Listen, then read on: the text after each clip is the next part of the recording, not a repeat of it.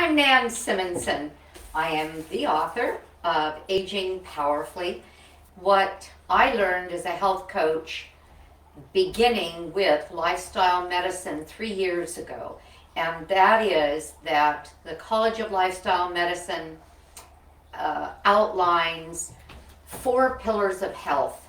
We outline at my clinic 4 pillars of health from the 6 of the College of Lifestyle Medicine, but we just kind of compress things. For example, if you get enough sleep and stress release or relief, that's 2 pillars. We call it resilience. We call it 1.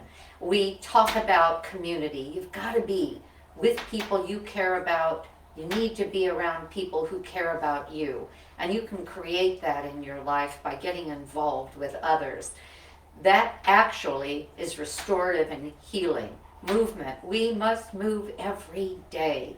You've heard the recommendations: walk or move or exercise at least 150 minutes a week. That's a great idea. I roll out of bed, put on my tennis shoes, and take off for an hour every day. It's non-negotiable to a degree, and it's simply part of the routine. We create routines like that, either to exercise or not to move or not to.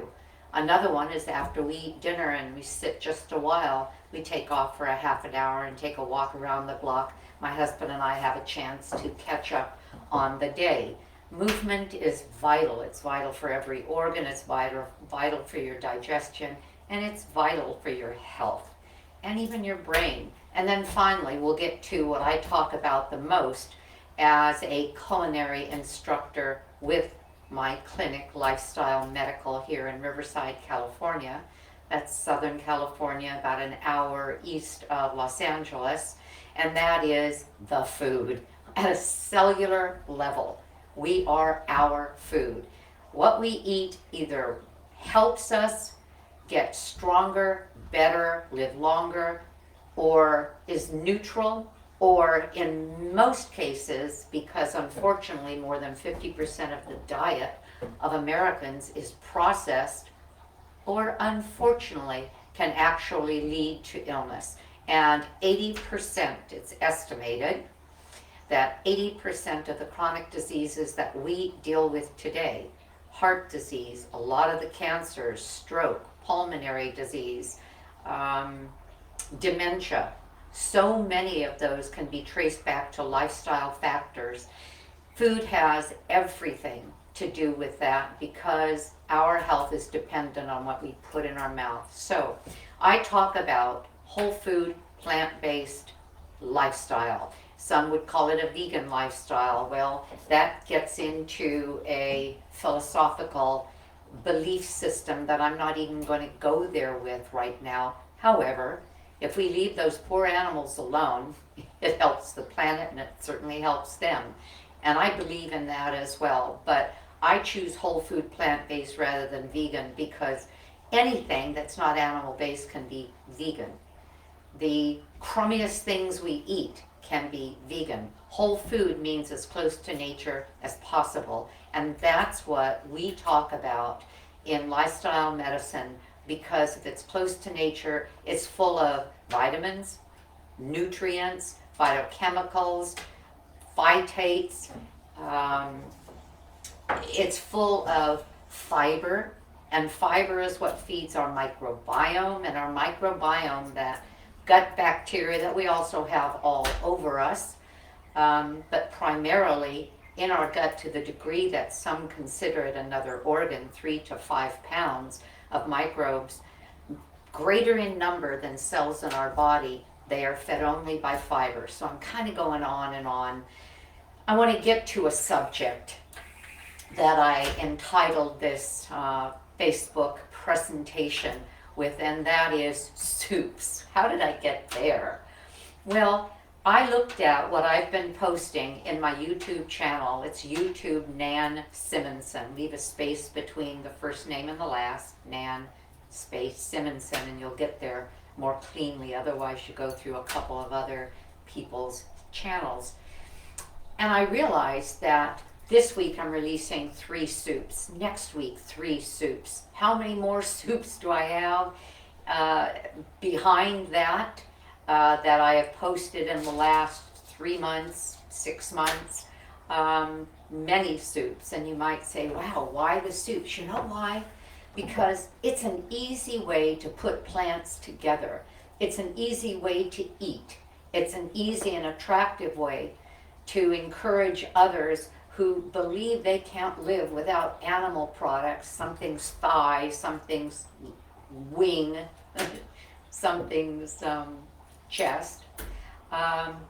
It's an easy way to get people to enjoy a meal without even thinking about something that looks like a piece of animal when they eat soup. For example, when you eat chili, are you thinking of what's in there? You kind of don't even know what body part is in there if it's a meat-based chili. Well, my chilies are based on everything but meat, and I have those as well. So if you look at nansimonson.com, look at soups, you'll see a number of dishes. Actually, if you look at any of the recipes, you'll see fabulous food, all of which is plant-based, most of which, if not all of which, has very little or no oil. Why? Well, why not just eat the whole food? Why not just learn to dry saute? You don't need the oil. You get all of the polyphenols and flavor and oil, fat that you need from the whole food. Avocado, seeds, nuts, soybeans. Lots of foods have the fat we need to be healthy, flax seeds, etc. Okay, I've got a little display here, and I just want to show you how this works. So I looked at the reality that I had all these soups that I had put on YouTube, and I had to say, what was that? And then I thought, well, it's because that's what we eat all the time. My husband and I have been whole food plant-based going on 4 years now. I'm in better health than I've been in decades. My husband is in better health than he has been in decades. And it's because of the food we put in our body. Every single thing we eat nourishes to a high level, has enzymes to a high level, vitamins, minerals. You might be thinking, aha, Nan, but soup is going to end up, by its nature being cooked food, be not as healthy as eating, for example, a spinach salad as opposed to a spinach soup. Well, that's true. However, I can get a lot of vegetables piled into my diet very quickly, very easily by putting them into soups. So we do both.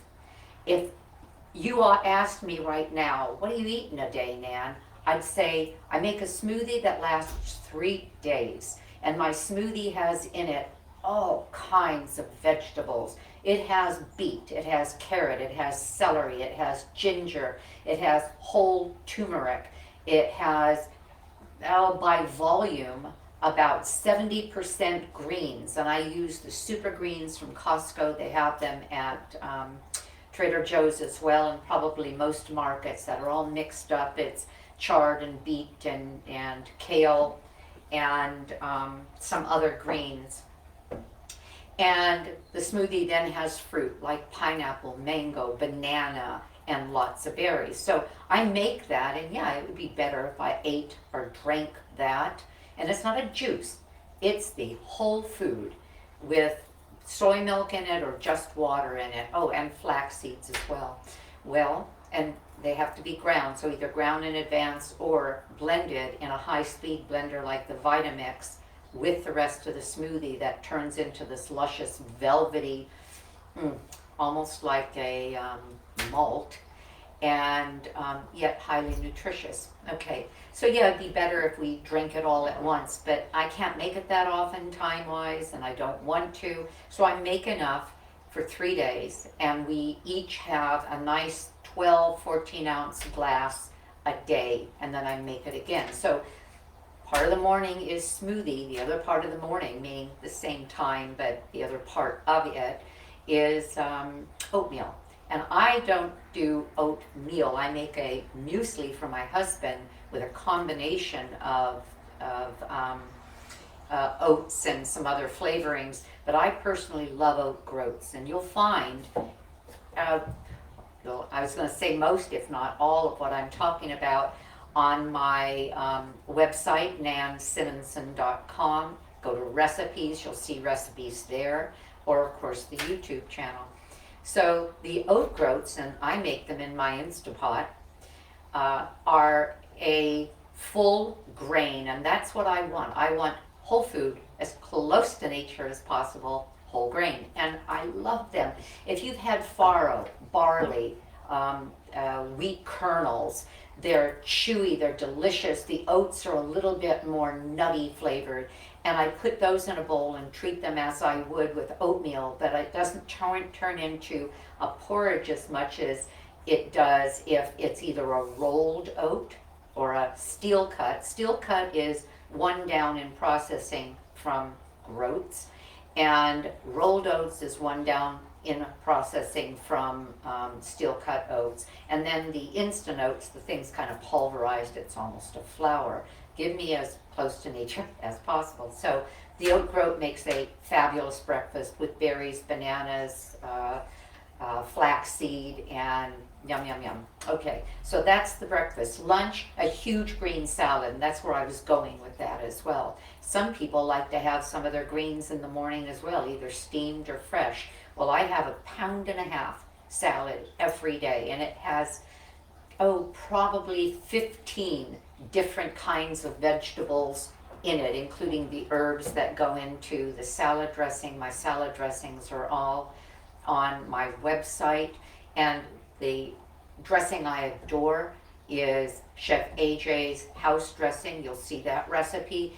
The one my husband particularly likes is the ranch dressing, both of which have no oil, both of which have some tahini, so it's not like they don't have fat. So they stick in your ribs, and yet they are a much, much lighter caloric density than the ones that you buy traditionally. Okay, so this big, beautiful salad. So by the time we get to dinner, and we're kind of turning down the energy of the day, we love sitting down to a bowl of soup. And the soup can be very brothy. I actually love it that way. Or it can be very thick.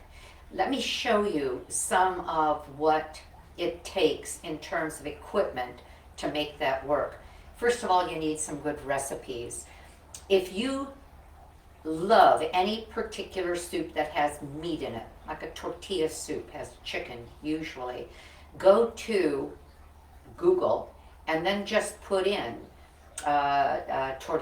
vegan tortilla soup, and you'll come up with lots and lots and lots of recipes for a meatless tortilla soup. And I usually will say best vegan tortilla soup, and it comes up with the ones that have the highest ratings.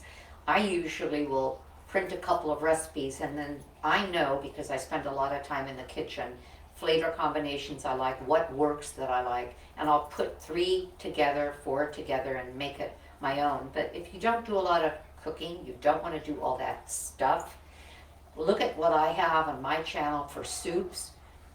Get something that looks good to you, try it, make enough to freeze, because this is what I wanted to show you as well. I just went to the freezer in the garage, and some of you don't have this much freezer space, and so you would accommodate yourself in any way you can. These containers are Ziploc containers. They hold 5 cups. You never fill it to the very top, so you're getting about 4.5 cups, and then you freeze it. So you can have something as rudimentary as the veg broth. I make my own broth. As I'm cooking, I have a 1-gallon freezer bag in the freezer that gets the, well, for example, I just peeled 1.5 pounds of carrots yesterday and cut off their tops. That went in the bag. Cutting off the ends of the long kind of leathery ends of my green onions, that goes in the bag. Now I've got some carrot and onion. Every week we go to a farm store and get cilantro and parsley. Well, last week cilantro and parsley, that's still in great shape, but not as good as the fresh one for the next week. That goes in the bag. etc. And it just goes on and on. I have a video on making my homemade broths. So here's the broth that I could then make a very simple recipe with. I have a recipe, let me see what I called it so that you can find it. It's called chickpea and vegetable noodle soup. Oh my goodness, is it easy. Here's the chickpeas, here's the vegetables, here's the broth. Throw in the noodles. First of all, you're cooking the vegetables to a degree, then you throw in the noodles and you eat it just like that. I need to have broth for that. You can buy organic vegetable broths, but if you have some on hand, that's kind of handy. And then I also make beans. I make big pots of beans. I so recommend the Instapot for that. It's just easier and a lot less time. And so I will have on here, oh, for example, scarlet runner beans. And the scarlet, wait, out of order, there. Scarlet runner beans in their broth. I made a bunch of scarlet runner beans, these gorgeous burgundy and pink beans that are about that big, and when you take a bite it's almost as if it's a chunk of meat, if you want to use that analogy. And I make a batch of those and I freeze those so that I can make a simple soup with broth, throwing in these lovely beans, or simply saute some carrot, onion, throw in some garlic, put in maybe some zucchini, put in the beans, and that's an instant soup. However, here is my scarlet runner bean mushroom ragu. So that's taken it to the next level, where the scarlet runner beans were made into a soup. And this is, when it's a ragu, it's more of a stew soup. And I serve that alongside a big bunch of rice. And that's a very filling and delicious meal with those big, beautiful beans. This is a fraction of what I have in my freezer right now. And then this is Icarian stew. This you're going to find online right now. I think it was just released this week. And it's from Dan Buettner's Blue Zones. And he recommends, as do I, that every day we have some kind of soup. He says the healthiest people in the world eat beans every day, all of the 5 Blue Zones, and they have soup at least one meal out of the day. He's talking about a Sicilian family that has the average age of the members when they die is in their late 90s, and he says they have this Sicilian soup every day, and it's beans and vegetables and herbs from the hillsides. And then this I just made, and you'll be seeing this recipe within a couple of weeks, probably 2-3 weeks. Today's the 8th of February, and this is a creamy green soup. Oh my goodness, is this amazing. This was nothing but broth, to which, well actually, sauteed onion and leek and garlic, to which I added a bunch of broth, to which I then added a whole bunch of greens. In this case it was chard and spinach, and then threw it into the blender, put some lemon zest and lemon juice, and the flavor of it is so, oh, and coconut milk, light coconut milk. The flavor is so light and refreshing, and what could be more nutritious than, look at this color. This is a lot of green health that you're ingesting, and you could have that with any meal as your salad course, as your appetizer course, your starting course. So what are the things that you might want to have around when you are having a soup every day? And you may be thinking, man, we're coming up to Valentine's Day, and not too far away from that, about a month, is spring. Who eats soups during the warmer weather? Actually, I can't tell you a month that I haven't had soup. We love soup all the time, even in the summertime. You know, some populations eat their hot food in the hot weather because it actually cools them down. So you want to have some soup bowls. A lot of us have the little round soup bowls. I think that something that's wide allows us to see the food better, and that is even more inviting. It could be decorated, which can take away from the look of the soup, but I'll tell you it's really pretty. My green soup in this bowl, my noodle soup in this bowl. This is an Italian kind of a pattern. Or you can stick with something like this, another big bowl, which gives you room for rice or a grain on the side and then a thicker soup. And then you take a little of each. That's very satisfying. That's very, it makes it even more interesting than having a soup with the grain mixed in. And this one with the flat bottom, I especially like for something that is really thick, that I want to put a pile of grains or maybe even another vegetable in it. And then even like my roasted asparagus, and then I'll put the thicker, like a ragu there. Where did I get these? I love going to Marshall's to see what I can find at a great price. These are Nautica, and I think I got a set of 6 for like $12, maybe $15. In other words, a fraction of what I would have gotten them for at a more upscale place. And it's fun. It's like a scavenger hunt. Okay, now what about the pots? What do you do about that? Well, always have a strainer in your kitchen. I have these strainers for smaller amounts. For our berries, for our berries, and to clean quinoa, because it has they have a very tight weave, and so I'm not going to lose quinoa when I rinse it. This is much too wide of a weave or a perforation, but it's perfect. For example, when I make my broth and I take that gallon bag, dump it in, I'll show you the pan in a minute, my stock pot, bring it to a boil, cook it a couple of hours, let it cool slightly or completely, and put this over a big bowl, dump the broth in, take the vegetables, put those in the green bin. I had my own compost pile, but I've let it die out, and so I put it in my green bin, and then it just goes to the area where they make compost. And so you're going to need a screen, and then you need a couple of pans. Well, you may be thinking, I don't have a lot of room. These are my most used soup pans, and these go in one cupboard, and they are stacked. When it's time to make a soup that I don't need a lot of room for, I'll use this. This is a 6-quart. Is this 6-quart? No, this is 4-quart. A 4-quart pan. This is all clad. I like all clad. Oops. And of course you need a cover, and it's nice to have a glass cover to see what's going on.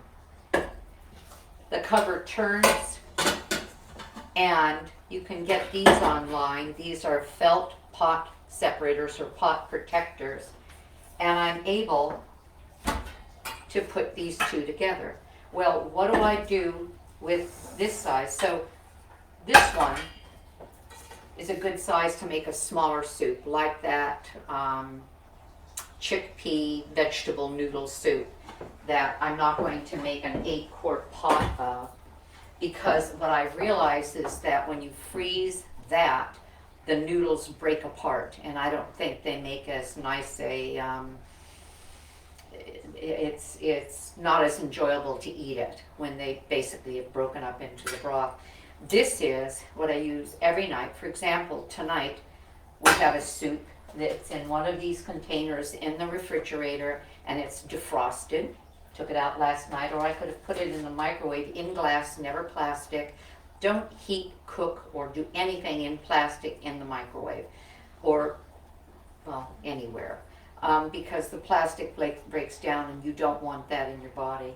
So that would go into here. It only fills it by a little bit more or less than a half. But what you're going to find, and I wanted to say this to you as it relates to frozen soups, anything that's starch-based soup, which includes noodles, I don't mean noodles, which includes grains and legumes, is going to be thicker and more dense when you freeze it, defrost it, and cook it again. For example, last night, we had khichdi. Now, that's not traditionally a soup. It's a combination of grains, rice, lentils, and like a mung bean. And in this case, I used a slightly different kind of a bean, but it's Ayurvedic, Indian in origin, and I used Indian spices. Well, after it was defrosted, it was much thicker, much more dense than when I made it and served it the first time. That's one of the reasons it's nice to have your own broth or packaged broth always on hand, because I added half again the volume in broth, put it on the stove, brought it to a simmer, and it was a beautiful texture. It was a much more soupy soup than khichdi would have been. But then I made it into a soup. I added some frozen corn, some frozen peas. I chopped up some carrots, steamed them, but I wanted the carrots to be soft enough. And it gave me a completely different kind of a meal. Be ready to do that when you're doing soups, and that's what's so fun about them. Every one of these, I say every one, most of them, I'll put more broth because it's going to be thicker than I want. I love a soupy soup rather than just a real dense one. And so you need a pan this size to do that with. And this is a 3-quart sauce. And then you've got the big guys. And that is a stock pot. You gotta have a stock pot if you're gonna do this, because the stock pot allows you the volume. And again, all is packed up. So I have the felt dividers. I believe I may have gotten these at Marshall's, but you can get them online. If I went back there today and more, actually that did happen, and they did have more, just of different color. But you can get these online, and it's helpful. It doesn't sound as bad hands in, but also it's better for the stainless steel, and that's what I like about all clad. Stainless steel, good quality stainless with a really for even heating. Well, this size, which is the 8-quart, is great for that 1 gallon of frozen vegetables that I'll make a stock out of for almost all of my recipes. Even when I double most that you're going to find online that will serve 4 to 6 people. Gosh, I don't want to mess up my kitchen for 4 to 6, which means my husband and I, when we eat soup, we don't eat it in a 1-cup container or a smaller bowl. We use our larger bowl that is about 1.5 cups to 2 cups. And actually those bowls I showed you will easily hold a 1/3 cup.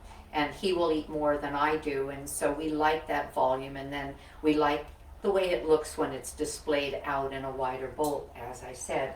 So this is good for that, and it's good for doubling almost anything, so that you have enough to then freeze like I have here. So I can go to my freezer in the garage is like a library. I can go in there and pick and choose things for 2 or 3 days out, let them sit in the refrigerator, defrost, always knowing that I'm going to play once they're defrosted in order to get them to a, I'll call it desirable end product. And sometimes it doesn't even look much like it did when I had it the first time, because I keep throwing things in. Do that. Do that with your soups. Serve them to anyone, even people that are used to meat, and they're going to love them.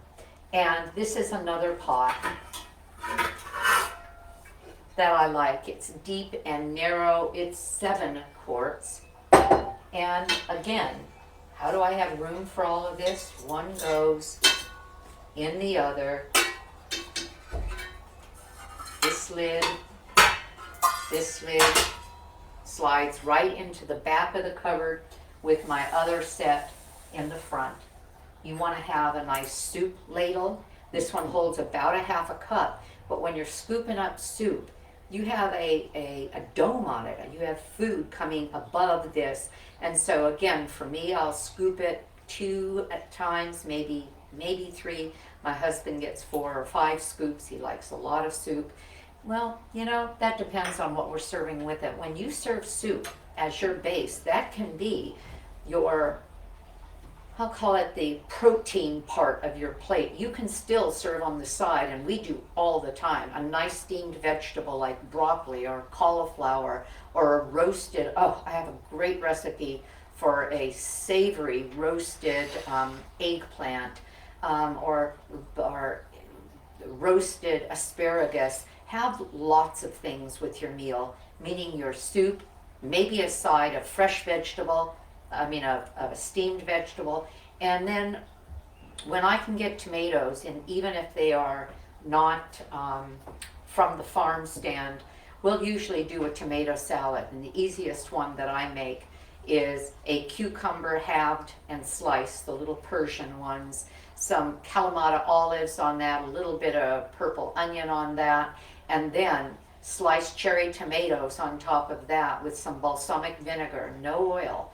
And it's delicious every time we have it. That's how we start the meal. We say, my gosh, this is so good. And then on top of all of that, it's very nice to have a nice, dense, filling bread. Look at this. This bread is on my YouTube channel. It's also in my website, nansimonson.com. It's a recipe from Jill Dalton. I didn't amend it in any way. And it is whole grain. It's buckwheat, quinoa, oat, and chia. Think of that. Just as they are, mixed with some applesauce and some other ingredients for flavor, and packed into a loaf pan and baked, and then kept in the freezer. These all came out of the freezer. They're going to be part of tonight's dinner. And that's all I want to say. Decide why health and longevity matters to you. I have 2 grandkids. I have a mission. I wrote my book. It was published December 27th of 2020. So it's a little over a year. I was just turning 70, and I knew I'm not done with. I could have another 10, 20, 30 years ahead of me if I do what I'm doing, and that is protect me, protect my body, protect my brain to the cellular level with those pillars of health, especially fabulous whole foods that don't poison me, that don't wreck my microbiome, but that feed me again on a cellular level. You do that, you decide why it matters that you have those years. I want those years because I have a mission, and I want to see those grandkids grow. Wouldn't it be fun to see them grow and even see their kids? It's possible if you think ahead that way and you take really good care of yourself. That's all I've got to say. Think soup. Think ahead so that you've got some broth, you've got some vegetables. Don't throw anything away from your refrigerator if you can make a soup out of it, and enjoy. Hope you're going to have a nice day, because I know I am. Bye-bye.